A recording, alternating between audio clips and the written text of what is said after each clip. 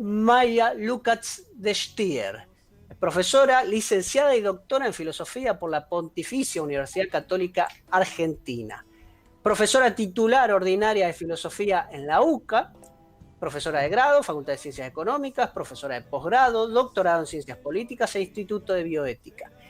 Y desde diciembre de 2012 es directora del Departamento de Filosofía de la Facultad de Filosofía y Letras de la UCA. Ha sido profesora visitante en varias universidades europeas y norteamericanas. Es profesora honoraria de la Universidad Autónoma de Guadalajara, México, colaboradora extranjera del, y esto es lo que nos interesa especialmente hoy, Centre Thomas Hobbes de la Université Paris Descartes, la Sorbona, y miembro de la International Hobbes Association. Actualmente se desempeña como investigadora independiente del CONICET. En fin, luego de todo ese vasto currículum que realmente nos genera un orgullo y un honor tenerla en nuestro programa Filosofía con Vocales, le damos la bienvenida y las buenas noches. ¿Cómo les va, Maya? Es un gusto realmente recibirla. Bueno, muchas gracias por semejante recepción que no venía tan al caso, pero bueno, me siento honrada que me haga tanta propaganda. El día que esté con la estima baja, la voy a convocar a usted para que me eleve la estima. ¿Cómo no? Con mucho gusto. Hago una pequeña corrección. Usted tiene un currículum que ya es un poco viejo. Habría que avisarle a la gente de la Academia del Plata, entonces. No, me parece muy bien. Todo eso lo he sido. No dijo nada inadecuado, pero lo que quiero decirle es que ya no soy directora del Departamento de Filosofía porque he pasado a ser profesora emérita en la UCA. Eso significa que uno tiene que dejar las cátedras, que solamente puedo dar seminarios de doctorado, ser jurado de diversas tesis y demás. Así que estoy en una tarea que se combina mejor con la pandemia y el aislamiento. Así es. Bueno, la saluda también mi compañero y colega Ariel Kiel. Bienvenida, Maya, a este programa. Un gusto también recibirla. No tenía el gusto de conocerla, así que a través de este programa la puedo conocer. Yo le quería preguntar si usted podría, a grandes rasgos, presentar a Hobbes, ¿no? En una audiencia que no necesariamente tiene conocimiento de filosofía. Claro. ¿Usted cómo presentaría a Hobbes en forma muy sintética, tipo ítem, así, una cosa muy breve, como para saber de quién estamos hablando? ¿Cómo no? Bueno, yo diría una cosa que es bastante, es decir, como él quería ser definido. A veces la mejor presentación o la más fidedigna es la que pretende el autor. Él quería ser considerado el padre de la ciencia política. Y aclaro, él pertenece al siglo XVII, en Gran Bretaña. Él realmente es un autor que es como si dijéramos la bisagra entre el medioevo y la modernidad, porque pertenece a la temprana modernidad, pero todavía tiene muchos lazos con la Edad Media. Por eso digo que es como una bisagra. Y cuando él se presenta como el padre de la ciencia política, hay mucha gente que puede estar en su audiencia, que tiene cultura general y que dirá, ay, pero yo creía que el padre de la ciencia política era Maquiavelo. Claro. Es una pregunta que más de una vez me han hecho los alumnos, además. ¿Qué pasa?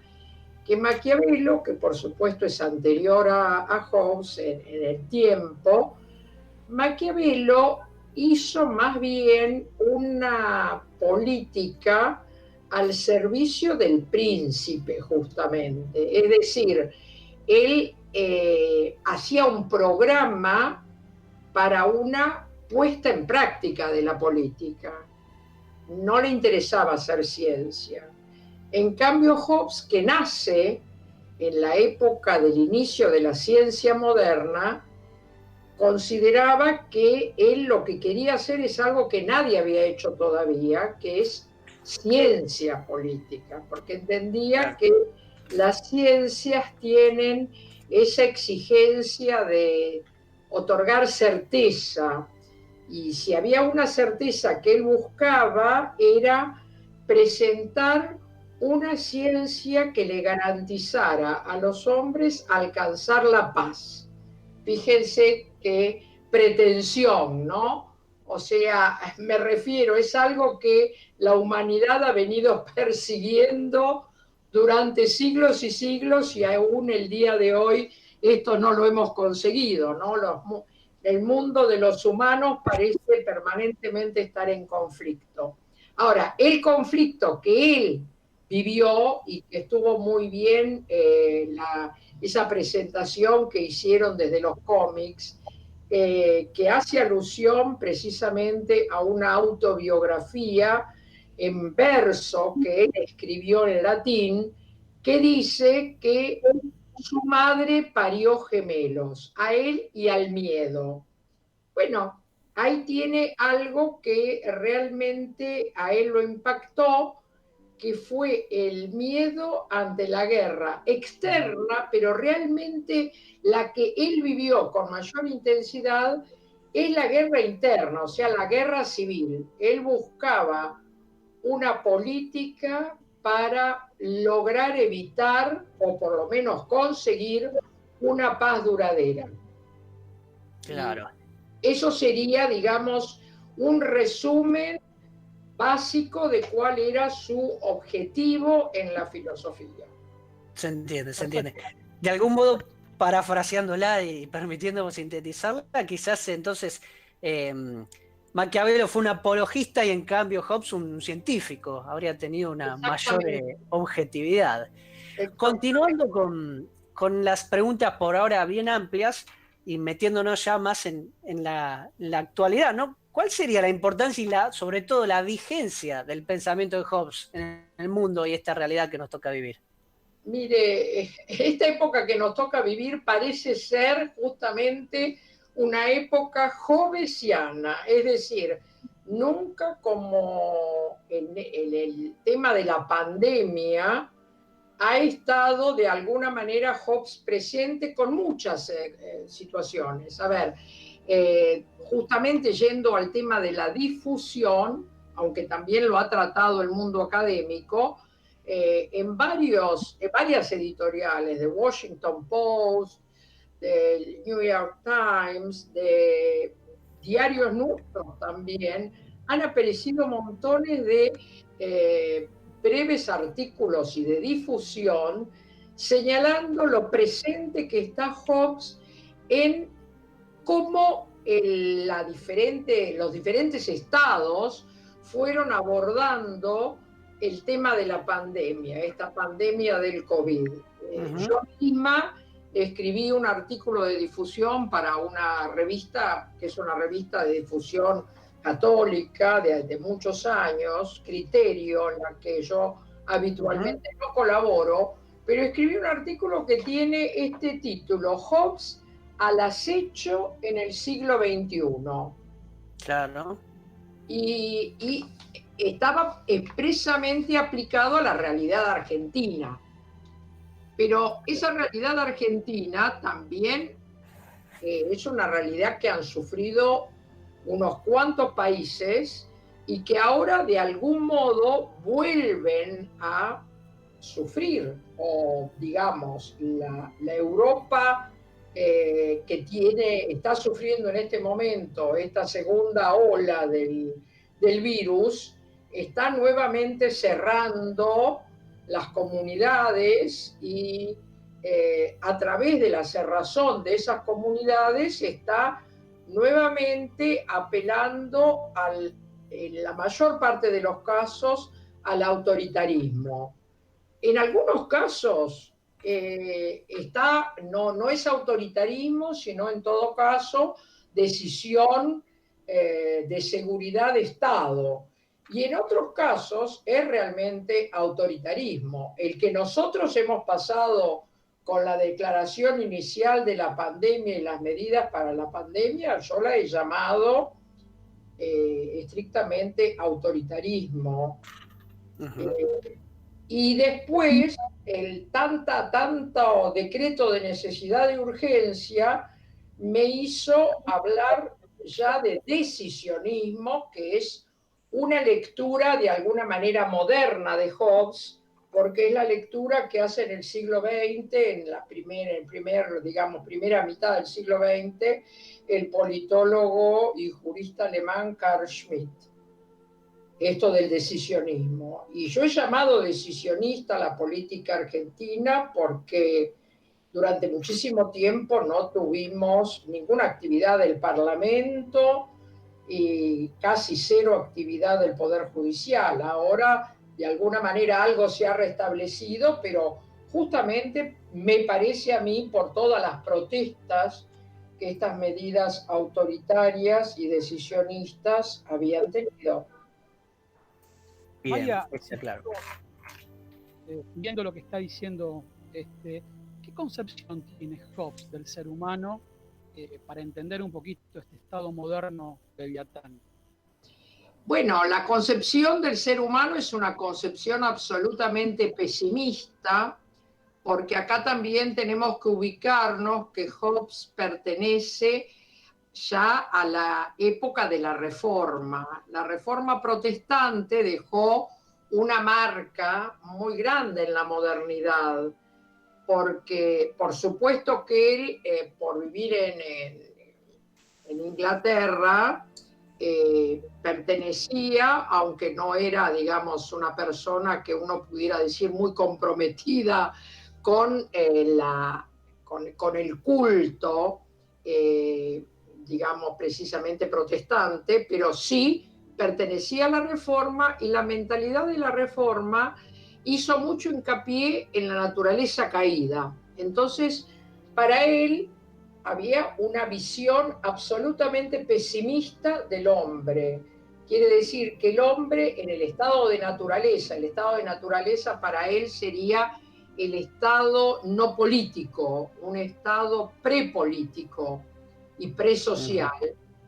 Sería realmente un sujeto que está dispuesto a la guerra permanentemente, porque entiende que el hombre no es naturalmente social, sino todo lo contrario, y a este hombre, digamos, a esta naturaleza humana, del hombre presocial, él la considera, digamos, le permite considerar esa famosa expresión que lo califica y que en todos lados, digamos, califican a Hobbes a través de esta expresión: el hombre lobo del hombre. El hombre lobo del hombre no se aplica a toda la filosofía de Hobbes, se aplica justamente al hombre en el estado de naturaleza, pero... Y esto es lo curioso, que esta expresión que le ha dado notoriedad y que lo identifica, así como en la modernidad también identificamos a Descartes, que es contemporáneo de él, con la expresión, ¿no es cierto?, que justamente ego cogito sum, es decir, que el pensar, pienso, luego existo. Esto, que es la frase que lo califica Descartes, la que califica Hobbes, no está en su libro más importante, que es el Leviatán. Eso es lo curioso. Esa expresión, Homo homini lupus, el hombre lobo del hombre, aparece en el prefacio del De Quihue, que es una obra anterior al Leviatán, aun cuando la temática es muy similar. Y en esa obra él tiene dos expresiones, pero justamente este pesimismo antropológico es el que lo califica, porque él, a renglón seguido de decir que el hombre es un lobo para el hombre, dice que también el hombre puede ser un dios para el hombre. Pero esa frase no ha sido recogida. Y esa frase, que el hombre puede ser un dios para el hombre, está referida justamente a la relación entre el soberano y los súbditos, porque el soberano pasa a ser como el dios mortal, que así lo denomina al soberano en el Leviatán, ese Dios mortal que le garantiza a los súbditos la paz y la seguridad. Entonces, cuando un hombre se transforma en la garantía de paz y seguridad, ese hombre ya deja de ser lobo para el hombre y se convierte en Dios. Pero inicialmente, todo hombre es un lobo para su congénere, digamos. ¿Por qué? Porque todo el mundo está dispuesto a atacarme, porque todos tenemos derecho a todas las cosas en el estado de naturaleza. Entonces, si a mí me dicen que yo tengo derecho a todo y alguien se quiere apropiar de algo de ese todo, yo reacciono agresivamente para defender lo que creo que es mío. Pero ¿qué pasa? Que el otro también cree que es suyo. Sí. Es, digamos, como la situación de un niño antes de entrar al jardín de infantes, para que lo entiendan sus oyentes. Uh-huh. Los chicos, ¿no es cierto?, tienen como esa tendencia natural a pensar que son dueños, sobre todo cuando son hijos únicos o son los primeros hijos, creen que todos los juguetes le pertenecen. Y la noción de compartir es algo que de alguna manera se aprende en familia cuando hay otros hermanos. Claro. Pero cuando no hay otros hermanos, se aprende en el jardín, en el momento de la socialización. Y bueno, esto es lo que dice justamente Hobbes. El hombre, para él, es como si fuera ese niño, digamos, caracterizado por un egoísmo nato. O sea, como el hombre para Hobbes es naturalmente egoísta, es que se convierte en este lobo para otro hombre, porque está dispuesto a defender con uñas y dientes hasta que no haya alguien que le ponga los límites. ¿Y quién va a poner los límites? El soberano. Esos límites para Hobbes aparecen recién en la sociedad política, pero es que para él, a diferencia, por ejemplo, de Rousseau, no hay doble pacto, uno que hace que los hombres entren en sociedad y otro pacto que es el pacto político. Para él hay un único pacto en el cual el hombre al mismo tiempo constituye sociedad y constituye Estado. Precisamente sobre eso también quería consultarle, ¿no? ¿Cuál es el rol de ese elemento que comparte de algún modo con diferentes criterios con Rousseau, del contrato social, y cómo lo ve usted desde la concepción y filosofía que sabemos que tiene tomista, vinculándolo con la socialidad natural del hombre, ¿no? ¿Cómo puede evaluarlo o criticarlo, eso que Hobbes planteaba? Evidentemente, digamos, tenemos que partir de esto. Hobbes tiene esta visión pesimista del hombre natural. Y Rousseau se pasa al otro bando diciendo justamente que el hombre es naturalmente bueno y que es la sociedad la que lo corrompe. En realidad ninguno de los dos tiene razón, obviamente. ¿Por qué? Porque caen de un extremo en el otro, ¿no es cierto? Es decir, ni el hombre es naturalmente malo, ni absolutamente malo, ¿no es cierto? Obviamente que el hombre, a través del trabajo de la civilización, ha ido aprendiendo la convivencia, pero quiero decir que, bueno, el hombre realmente, desde una perspectiva realista, siempre ha buscado la compañía de otros y no ha entendido, porque hay cosas que son elementales, como que ningún hombre puede autosatisfacer todas sus necesidades. Y desde temprano nos damos cuenta de eso, porque de hecho, a ver, cuando nacemos somos el mamífero más indefenso. Si no tenemos una madre que nos amamante o alguien que nos dé una mamadera, morimos.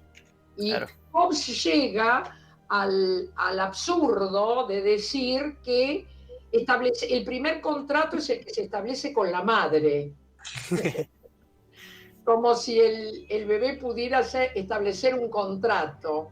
Pero bueno, lo han hecho trizas a ese contrato en estos tiempos de abortismo y demás. ¿qué le parece? ¿Qué le parece?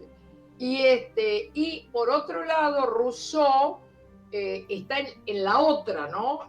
Rousseau está con una utopía de optimismo, que el hombre nace bueno y la sociedad lo pervierte, que también es absolutamente ilógico porque es todo lo contrario a lo que sabemos por experiencia. El hombre de la calle no se puede tragar ninguna de las dos posiciones. Por eso yo siempre digo que el hombre de la calle tiene, el hombre de la calle normal me refiero, ¿no es cierto?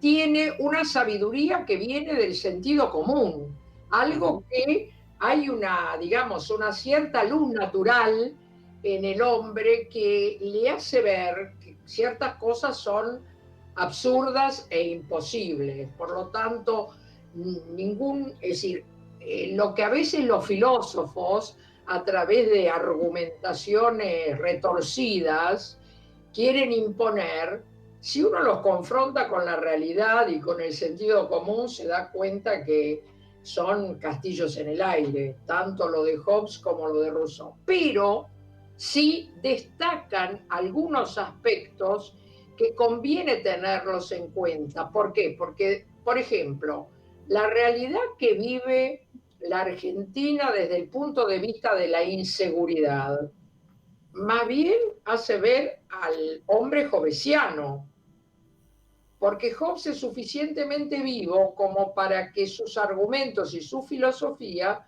la apoye en ejemplos que ya se daban en su época. Él decía, ¿quién sale a un viaje sin llevar un arma?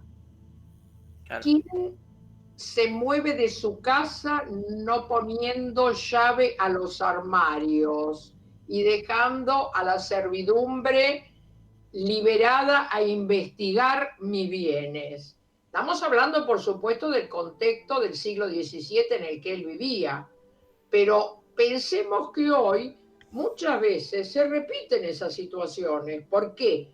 Porque realmente, que eso es lo que tiene, digamos, de actual Hobbes, muestra que, no obstante se haya hecho, por ejemplo, un pacto, y él lo llama pacto de unión, no lo llama pacto social, un pacto de unión, y entremos en un estado político, si el que actúa como soberano no consigue obediencia, no puede darme protección. Y en la medida que no me protege, volvemos al estado de naturaleza. O sea, el estado de naturaleza Hobbes lo presenta como el cuco permanente, diciendo, cualquier sociedad política puede volver al estado de naturaleza si no obedecemos las leyes. ¿Quién hace las leyes? El soberano. Claro. Sí, pero bueno, acá... Maya, le quisiera trasladar una pregunta que me dejó uno de los miembros del programa, que hoy por algunas razones particulares no ha podido estar, pero es uno de los que más suelen profundizar en estas cuestiones filosóficas, y me decía, planteale esta idea. ¿Cómo se entiende la diferencia entre autoritas y potestas a los efectos de comprender la importancia del Estado, no tanto como una idea leviatana, sino como una serie de instituciones integradas por personas? Perfecto. Eso es lo que me decía Ignacio Ambort. A ver. Muy bien, gracias. Sí, bueno, justamente hay que distinguir entre autoritas y potestas, que una cosa, digamos, son dos expresiones latinas, pero que también eso es una cosa, un aporte interesante, que Hobbes, a pesar de ser, digamos, de la temprana modernidad, tuvo una etapa humanista muy importante. O sea, la etapa humanista es la etapa en la que él se dedica a leer mucho a los clásicos, y de ahí toma un montón de... Aparte, tanto el latín como el griego los dominaba. por lo cual él hace la traducción, la primera traducción al inglés de la Guerra del Peloponeso, de Tucídides, la hace Hobbes. O sea, que, digamos, tiene un conocimiento muy profundo y algunas obras las escribe directamente en latín. La primera, digamos, versión de algunas obras está escrita en inglés y traducida por él mismo al latín, o a la inversa. Y el tema es que lo que usted pregunta, auctoritas la traducimos como autoridad, y potestas la traducimos en realidad como capacidad, poder. No sé, si usted tiene que ir a un corte, yo después le sigo explicando, no sé. Claro. Más larga. No, ya dentro de algunos minutitos la vamos a ir redondeando a la charla. Bueno. Pero también ahí Ariel tenía para plantear algo muy, muy vinculado a la coyuntura y a la política actual en varios lugares del mundo y en nuestro país también. Sí, bueno, Maya, igualmente tengo para hablarles sobre la diferencia entre auctoritas y potestas, porque justamente el tema del auctoritas es un tema que Hobbes lo trabaja como un gran aporte, porque él cree que sobre las personas no puede haber propiedad, la propiedad es solo sobre las cosas. Y entonces él entiende que la auctoritas es justamente el modo de establecer supremacía sobre las personas. Claro. Las potestas habla de la capacidad y del poderío, pero ahí está, a veces la potestas se impone por la fuerza y en otros casos se impone por la ley. Pero bueno, como esto es largo, haga la última pregunta y le voy a ir contestando. Una idea. Sí, Maya, acá teníamos una preguntita también que nos habían llegado. ¿Qué consideraciones le merece cierta moda entre los jóvenes vinculada al movimiento libertario? El movimiento libertario. Sí. Bueno, a ver, vamos a hablar, a ver si se trata del movimiento libertario actual o si estamos hablando del, digamos, de lo que es el inicio del liberalismo.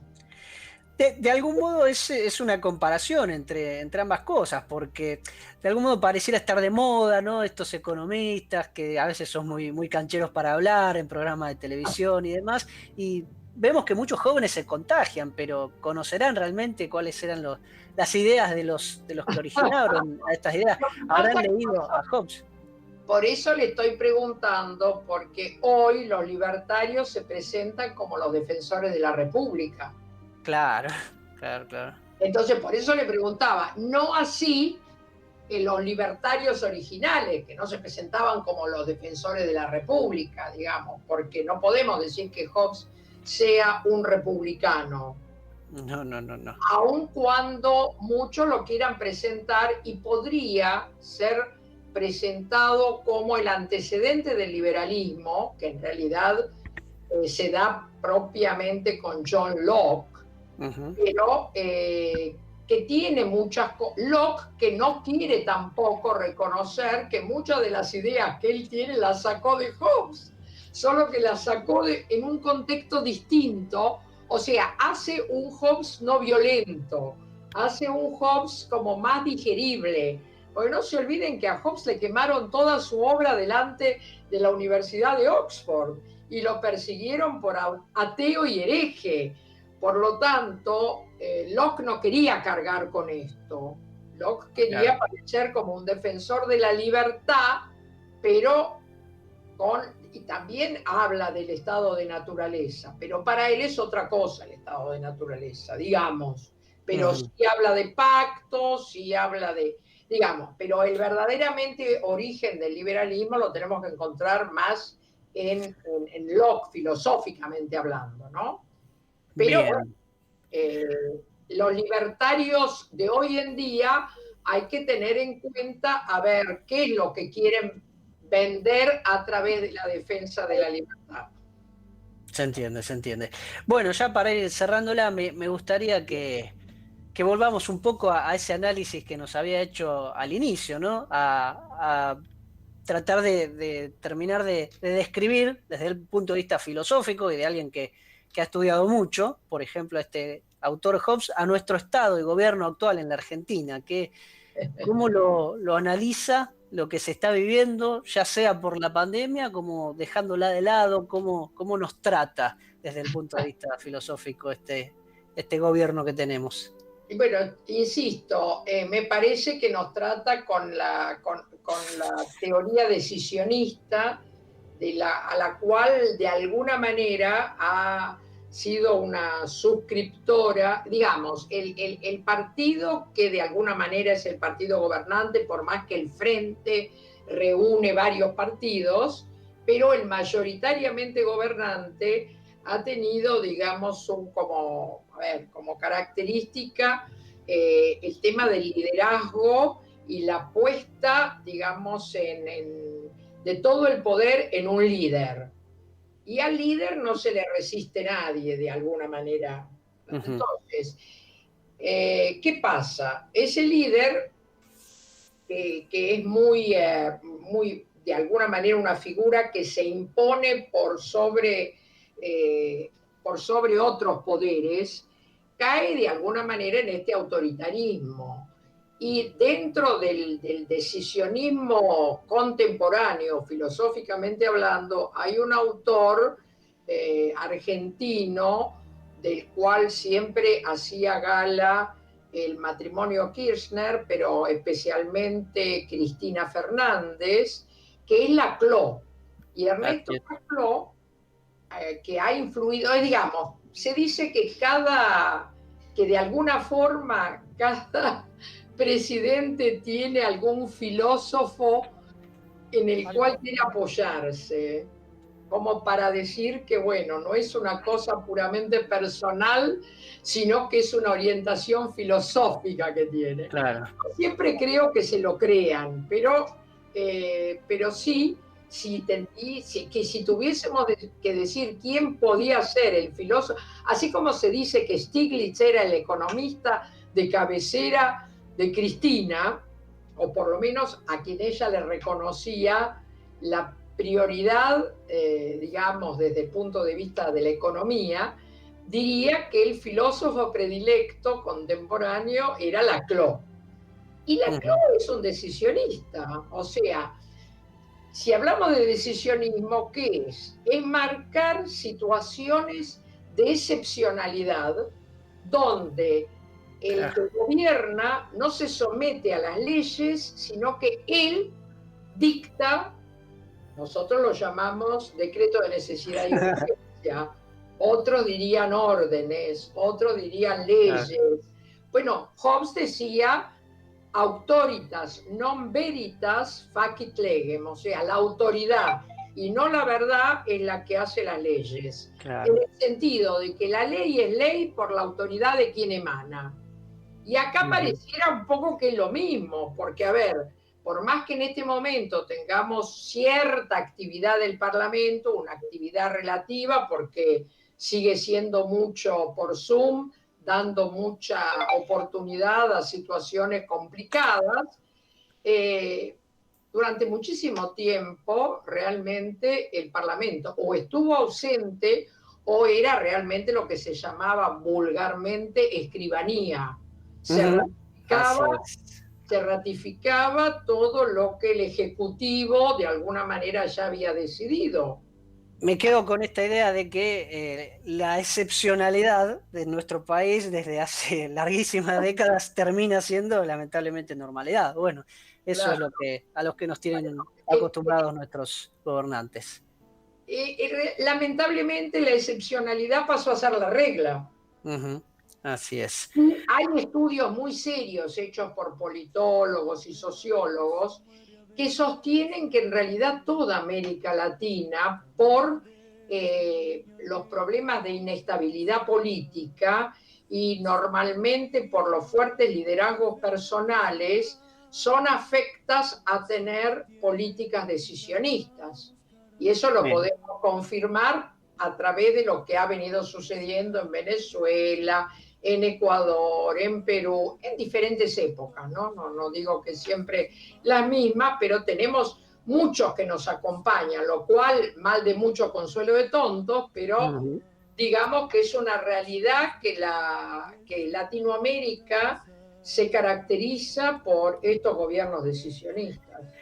Bien, un panorama y un diagnóstico más que interesante y profundo nos ha brindado entonces la doctora Maya Lukács de Stier. ¿Cómo le ha pasado? ¿Cómo se ha sentido? Ya tendríamos que ir cerrando la nota, así que realmente un gran agradecimiento. Que después le dirán los de la audiencia cómo se sintieron ellos, porque por ahí le critican el programa por culpa mía. No, para nada, realmente. No, Maya, ha sido un gusto realmente escucharla. ¿Con qué el mío también, muy amables con la paciencia que me han tenido y les deseo mucho éxito en sucesivos programas y bueno, a disposición cuando me quieran llamar. Muy bien, será entonces hasta cualquier momento. Señor operador, Walter Sánchez, como siempre le hemos